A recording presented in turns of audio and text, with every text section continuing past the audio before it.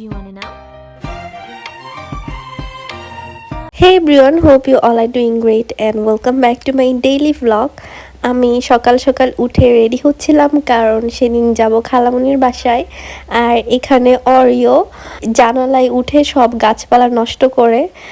আর তারপরে এই ছোট্ট বুলবুলটাকেও একটু আদর করতেছিলাম কারণ ও একদম মনোযোগ দিয়ে তাকিয়েছিল আমি যখন রেডি হচ্ছিলাম। বুলবুল হচ্ছে আমাদের নতুন বিড়াল, ওকে আমাদের পাশের বিল্ডিং থেকে ফিক্কা দিয়ে ফালিয়ে দিয়েছিল আমাদের বিল্ডিংয়ের সানশেডের উপরে। তো ওখান থেকে ওকে রেস্কিউ করে এনেছি। এখন ওকে আমাদের বাসায় রাখতেছি, কিন্তু ওকে অ্যাডপ্ট দিয়ে দিব।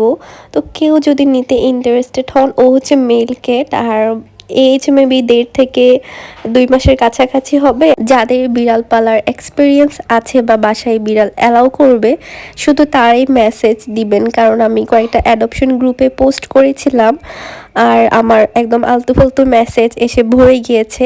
আমি এমন একটা মানুষের কাছে ওকে দিতে চাই যে জেনুইনলি ওকে ভালোবাসবে। অনেকেই শখের বশে বিড়াল পালতে নেয়, দেন ঠিক মতো পালতে পারে না। ওরকম কারোর কাছে আমি দিতে চাই না। যদিও ওকে দিতে আমার অনেক অনেক কষ্ট হবে, কারণ ওর সাথে অনেক গভীর অ্যাটাচমেন্ট হয়ে গিয়েছে এই কয়েকদিনে। যাই হোক, তারপর আমি একটু চা খেয়ে বের হয়ে পড়লাম আর চলেও এসেছি খালামণির বাসায়। সাথে আরেকটা খালামণিও গিয়েছিল। তারপরে এই তো আমার ফিট চেক, কারণ আমি বাসায় ঠিকমতো ভিডিও করতে পারিনি, খুবই তাড়াহুড়োর মধ্যে ছিলাম। তো এখানে এসে আমি আমার আউটফিট চেক দিলাম। তারপরে একটু বারান্দায় গেলাম, দেখলাম অনেক সুন্দর মিষ্টি রোদ উঠেছে।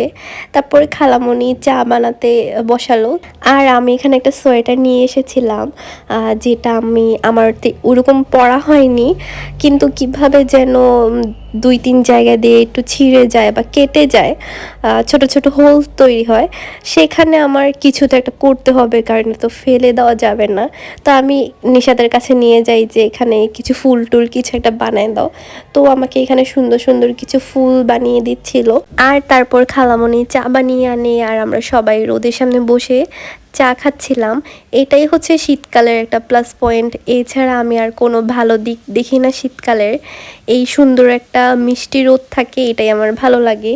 এরপর এটা হচ্ছে সামনের দিক দিয়ে একদম বড় একটা হোল হয়েছিল, এটাকে তো কোনোভাবে কভার করতেই হবে।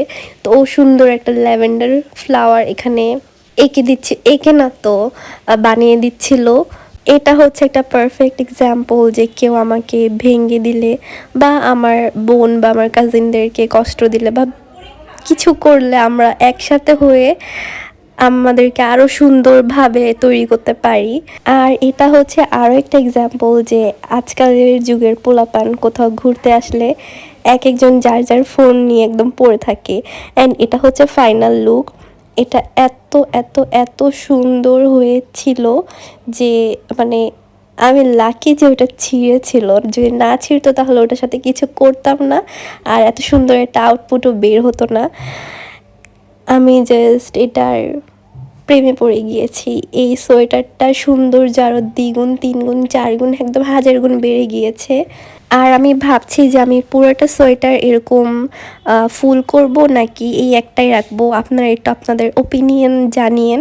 তারপরে লাঞ্চ করলাম আর খালামণি বিরিয়ানি রান্না করেছিল অ্যান্ড অনেক মজা হয়েছিল। তারপরে লাঞ্চে শেষে একটু বসে সবাই আড্ডা দিলাম। আর এখানে সুনাইরা আমার পায়ের উপর বসে অনেক কিউট কিউট কাজ করছিল। যখন আমি ক্যামেরা অন করছি ও কোনো কথা বলে না, ও একদম চুপ হয়ে গিয়েছে। তারপর আমরা একটু ছাদে যাব বিকালবেলা। আর তখন এত শীত শুরু হয়েছিল। আর ওদের এলাকাতে ঠান্ডা একটু বেশি পড়ে, কারণ গাছপালা অনেক বেশি। আর এখানে বাতাস দেখে বোঝা যাচ্ছে যে কত ঠান্ডা বাতাস আসছিল। আমরা একদম ফ্রিজ হয়ে গিয়েছিলাম। আমরা এখানে বেশিক্ষণ থাকতে পারিনি। এখানে কয়েকটা ইউনিক ইউনিক গোলাপ ফুল দেখেছিলাম, এগুলোর কয়েকটা ভিডিও নিয়ে একদম বাসায় দৌড় দিই। আর সেখান থেকে এসে আমার ঠান্ডা আরও বেড়ে গিয়েছে। তারপরে বাসায় গিয়ে আমরা একটু টিভি দেখলাম। আর টিভি দেখতে দেখতে আমাদের বাসায় আসার সময় হয়ে যায়। তারপরে আমরা রওনা দিয়ে দিই, বাসায় চলে আসি। এরপর আর কোনো কিছু রেকর্ড করা হয়নি। দেন বাসায় গিয়ে একদম কম্বলের নিচে ঢুকে পড়ি। আর কম্বলের নিচে ঢুকার পর বিড়ালের সর্বপ্রথম কাজ হচ্ছে ওই কম্বলের উপরে এসে বসা। তো তো এতটুকুই ছিল আজকের ব্লগ। এভাবেই আমি একটা দিন কাটিয়ে দিলাম শীতকালের। So thanks for watching.